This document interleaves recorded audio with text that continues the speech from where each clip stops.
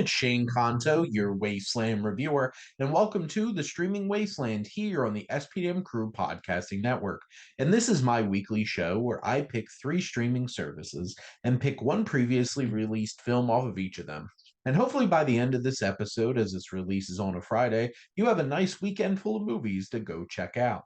And for this particular episode, I'm going to be highlighting Amazon Prime Video, Paramount Plus, and Max. Now, as realizing which ones I have picked out, this is a bit of a dark episode. So, if you're experiencing a gloomy, snowy weekend here in January, well, here's some mood setters for you. But we're going to start with Amazon Prime Video, and that is Alex Proyas's Dark City. And this film was released in 1998. And to those who have seen it, realize like there definitely was some big perspective and influence of this kind of tone with, films like The Crow, which Proyas had done before this, but kind of setting the tone for The Matrix to come out the following year. And this focuses on a man struggles with memories of his past, which include a wife he cannot remember in a nightmarish world no one else ever seems to wake up from. And this film stars Rufus Sewell, who is such a talented character actor, and he has popped up in quite a few things over the years that I've enjoyed him in. And here he really gets to play this like noirish protagonist. And you have these other elements of Kiefer Sutherland's doctor, who knows way more about what the strange kind of amnesia or strange world that they're all living in. You have Jennifer Connelly, who is alluring and brings a lot of emotional weight here. You have an inspector played by William Hurt who's trying to get down to the bottom of this. And you have these really creepy entities, these beings that are super pale, all dressed in black. And you have the likes of Richard O'Brien from Rocky Horror Picture Show and Australian character actor Bruce Spence who pop up as these characters.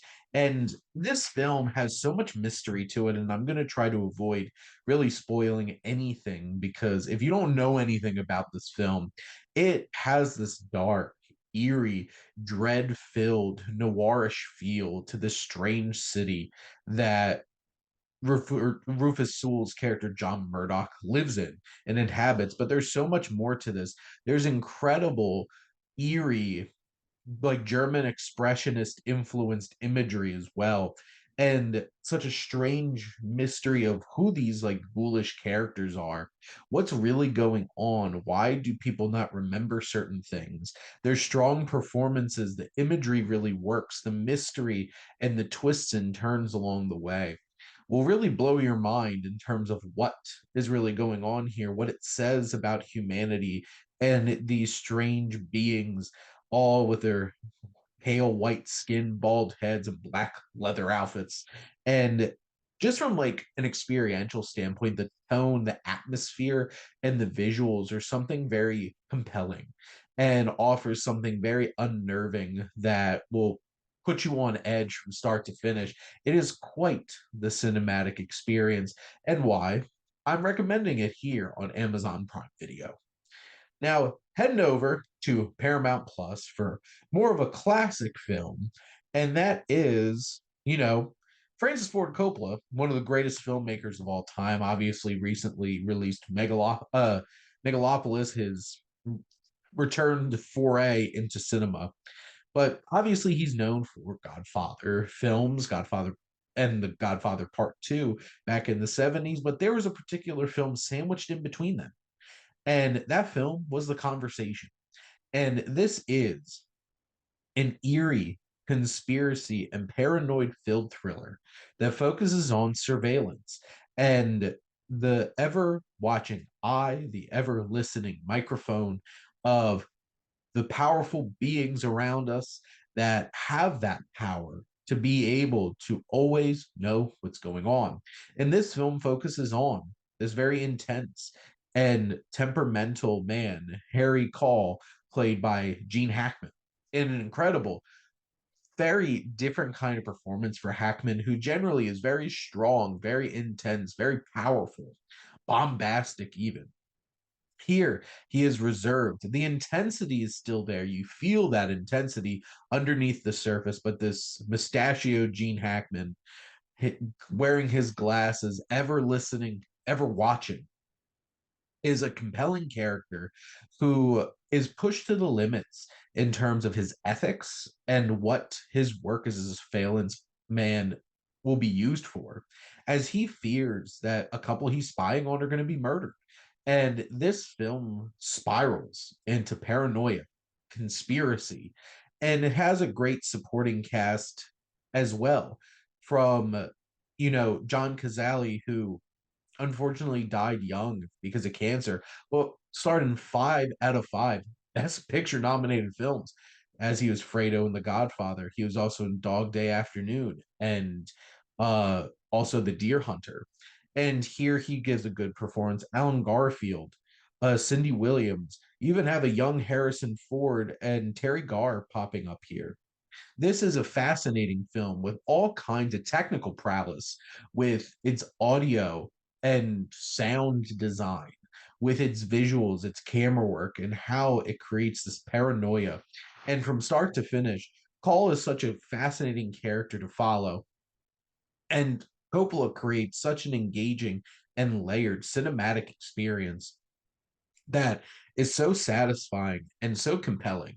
And this came out like the same year as Godfather Part 2. So obviously, Coppola was on a roll. And this is a very different kind of film from the Godfather films, but it is something very special and very influential.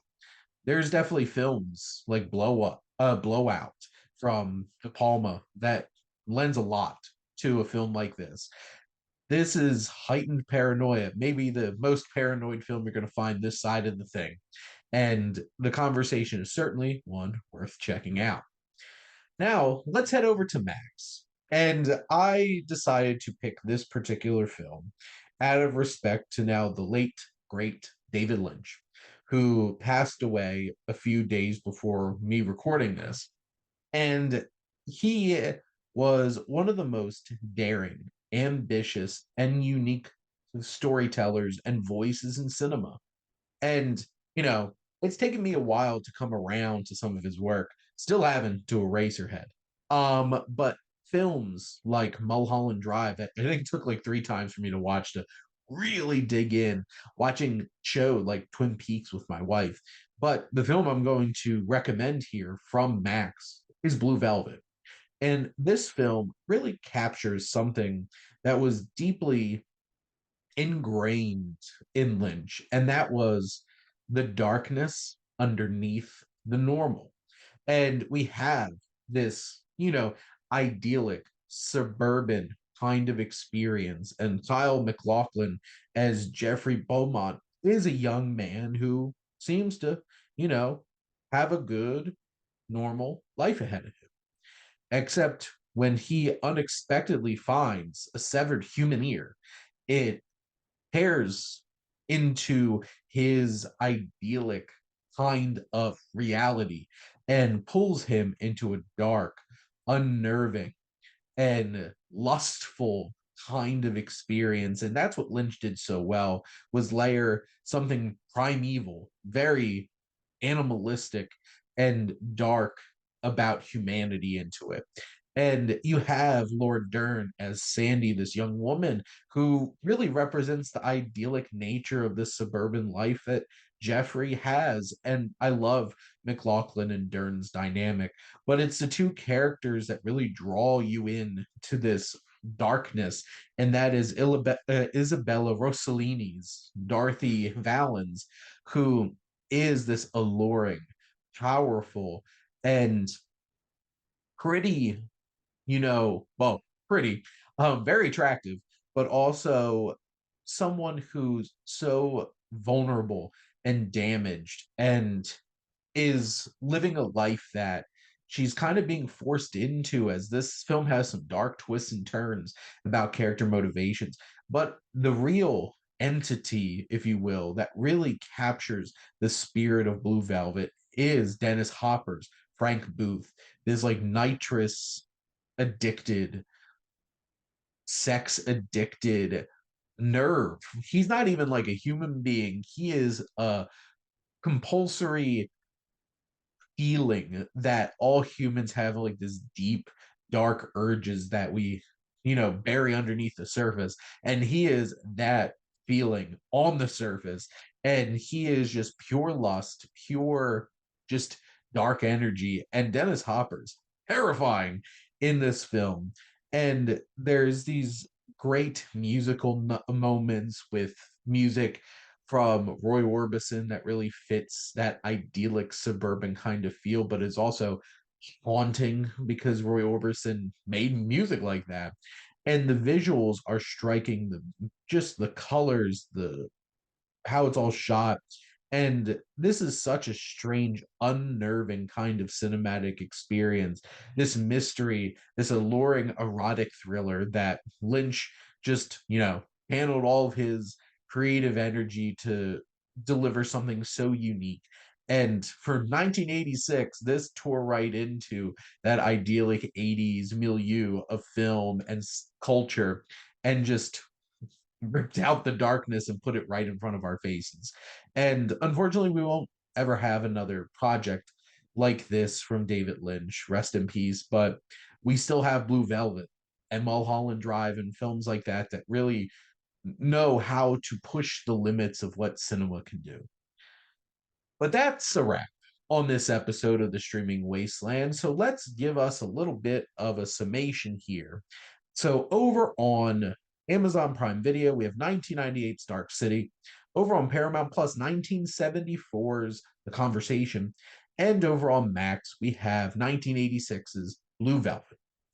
But make sure to like, comment, and share on this episode. What's your favorite Lynch film celebrating his life and his legacy? What are some of your like creepy vibe kind of movies, strange, thought-provoking films, something like Dark City? Make sure to follow or subscribe wherever you listen to your podcast. The SPM Crew Podcasting Network is ever expanding with new shows coming and exciting opportunities. So if you have podcast ideas or if you want to join any of our shows, make sure to reach out, and we'd love to collaborate. And if you like our logo, check out HiFlyer Creative and all the great work that they do. But most importantly, thank you as always for tuning in and supporting the Streaming Wasteland here on the SPM Crew Podcasting Network.